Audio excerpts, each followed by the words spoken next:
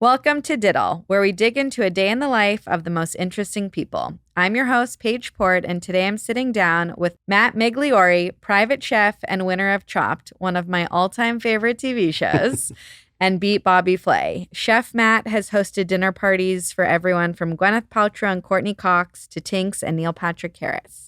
Matt, welcome to DITL. Thank you so much, Paige. Chef It's a pleasure Matt. to be here. Chef Matt. You We can gotta call me redo. Matt. It's fine. We're not in the kitchen. Chef no worries. Matt. Chef Matt's fine. Okay. You can call me Matt, Chef Matt, Migs, whatever. I'm so excited to sit down with you. Last night I had the honor and privilege of eating your delicious food, and I was so impressed by the mise en place and the setup before I even ate any of your food that we immediately started getting into, like, where are you shopping here and what are you doing and what's the day? And then I was like, wait, hold on.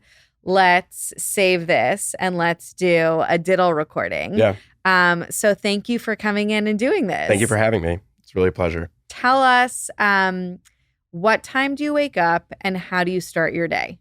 So I think it kind of depends, around like 7 or 8 a.m., I think, depending on if I had like an event the night before.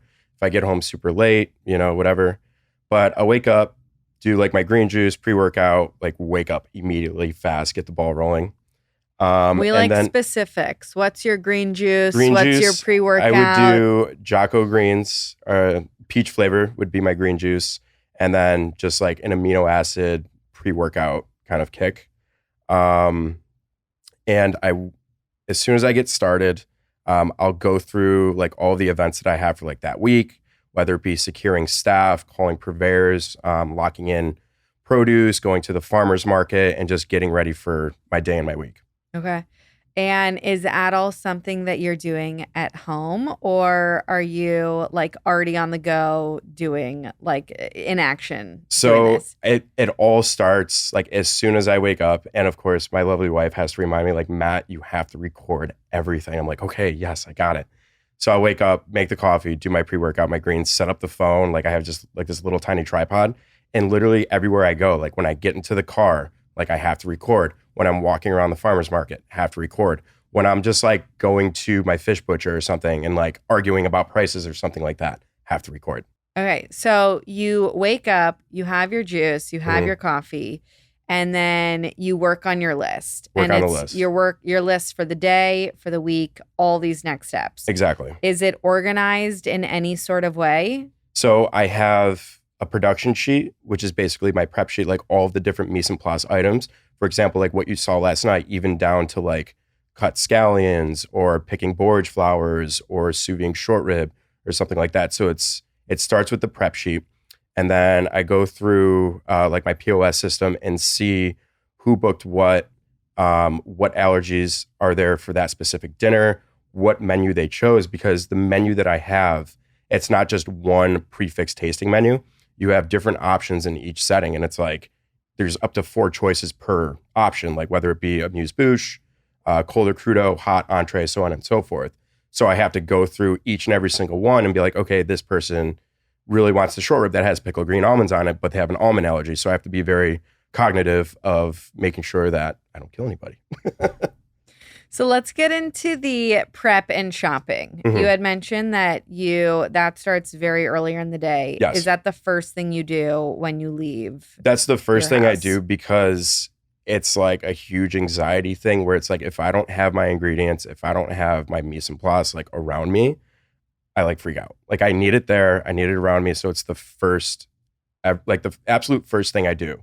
Like after my juices, after waking up, I'm like off to the races. And where do you go? So I go to Union Square Farmers Market. I get a lot of produce from my friends at Norwich Meadows Farms. I order a lot of fish through Greenpoint Fish and Lobster, and they source locally, whether it be, it could be like Montauk or like the North Fork or South Fork of Long Island. And then all of my beef I get from PFD, which is a huge supplier of Snake River Farms. Very cool. Mm-hmm. What about the rest of the stuff? Like there's so many little ingredients and things of like, in my mind, and when I think of a private chef, I'm thinking of someone going to like 4 different grocery stores and like this little shop for this and this for that and that. Like, are you, and you're in New York, so you're also like, are you driving? Are you in a cab?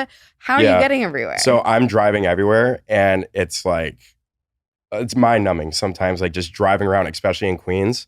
So a lot of the Peruvian stuff, like a lot of the South American and Peruvian ingredients that I get, I go to Food Bazaar because they have, it's like a Latino, Italian, Indian, Korean. It's like a huge specialty store that provides ingredients that you really can't find anywhere else, like Peruvian chilies, different sorts of grains that like grow in the Amazon, like all this different stuff. So I'm driving there to like get my specialty ingredients and kind of like last minute garnishes, like little herbs and stuff like that, where I don't have to order wholesale. And then I'm going to Greenpoint to get the fish. I'm going to like Brooklyn to get the meat.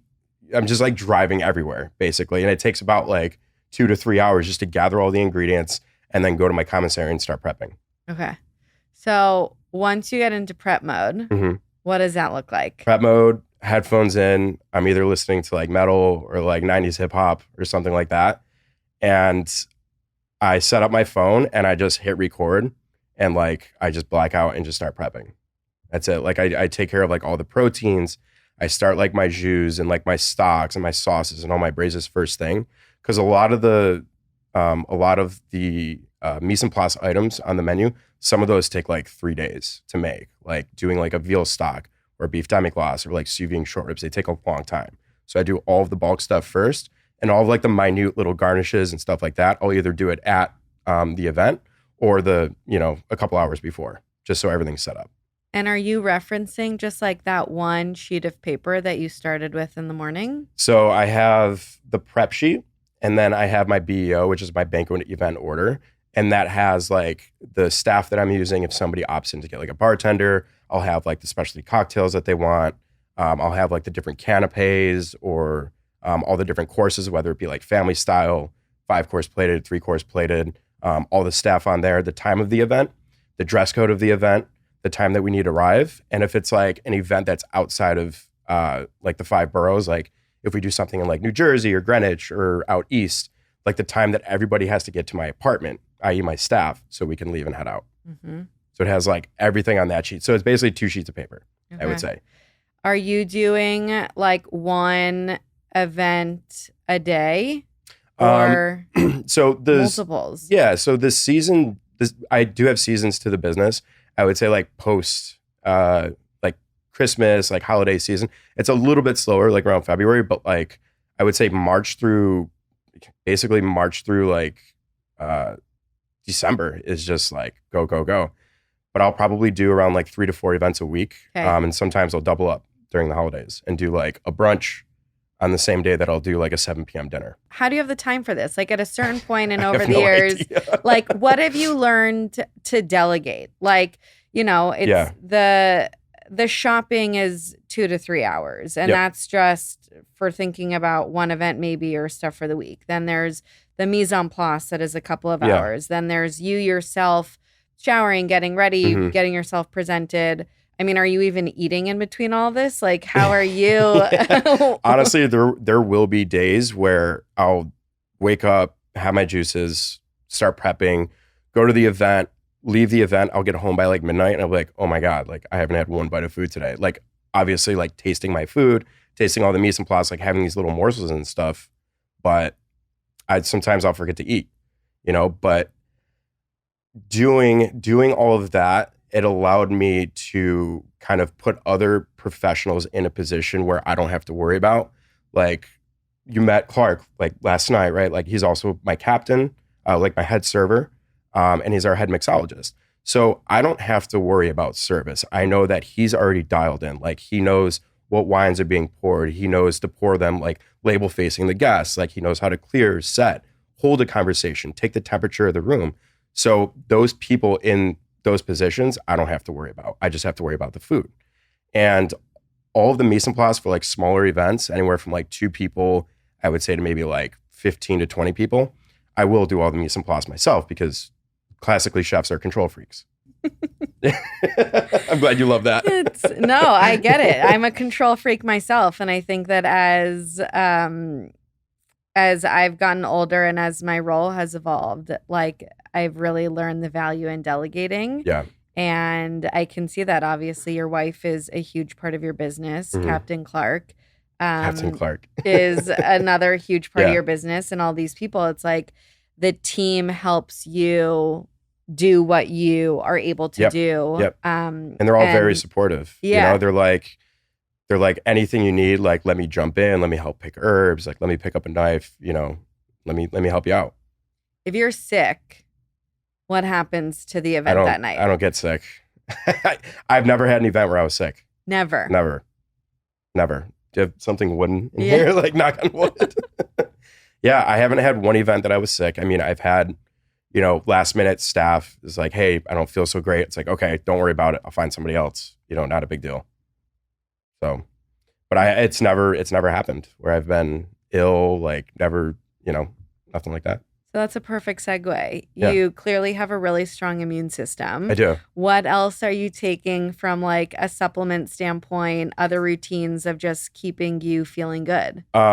So just recently, I would say about a year ago, I joined a CrossFit strongman gym called Dutch Kills Fitness. And it was actually Daniela, my wife, who was like, okay, Matt, like we really have to focus on our bodies, like because we're getting busier, like, the lack of sleep that we're getting, we have to do something positive for our body. Because being a chef in a restaurant, like, which was my past, it was the lifestyle, either like drinking or like smoking. It's like just always feeling groggy, always feeling sick. So I joined this fitness or this CrossFit strongman gym, and I've been going like 5-6 days a week, whether it be like 7 a.m. when I get up or like a 5 p.m. class. If I have too much to do throughout my day, I'll do like a 5 p.m. or 7 p.m. class. Okay. And then when does the event stuff kick in? Like normally, what time of day are you mobilizing to head to your event for the night? And then what does it look like upon arrival? So events typically start between the times of, I would say, like 5 p.m. to 8:30 p.m. So I typically arrive about 45 minutes to like an hour and a half prior, depending on the size of the event, the amount of courses, if they're doing like hand pass canapes before, if they're doing like a bar service. So gathering all of the mise en place from my commissary kitchen, which is luckily like right down the block for me, which is huge. So I'll drive up there, pack all of my stuff up from like my little walk-in cage, my walk-in refrigerator cage that I have. And I'll just be like very like methodical about where I'm placing, like delicate things or like larger things, like putting everything in the cooler, loading everything up in my truck, and then heading to the event. What do you do if you forget something? I freak out. No, really. What do you do? It's, Who do you honestly, call? How do you? Literally, it's actually happened. It happened about like a month ago. I just did like this 2-person dinner, this 2-person birthday dinner in Williamsburg, Brooklyn. And it was actually debuting my spring menu. And I have this like beautiful, like pressed lamb breast that I do with like a lamb demi, some spiced yogurt and grapefruit. I forgot the lamb. And the lamb was like a 2-day process, like deboning, curing, pressing, sous videing, roasting. And luckily it was in Williamsburg, where I texted Daniela and I'm like, dude, like you gotta like Uber this over to me now. So I was on like, and it was the 3rd course and I was on the 1st course and I'm like, shit, what do I do? Like, oh my God. And then we're like freaking out because the guy was like 20 minutes away and it's like, just holding down conversation. I'm like, oh guys, I'll be right back. I have to run into the bathroom real quick. Literally just like run downstairs, grab the lamp and like go back up.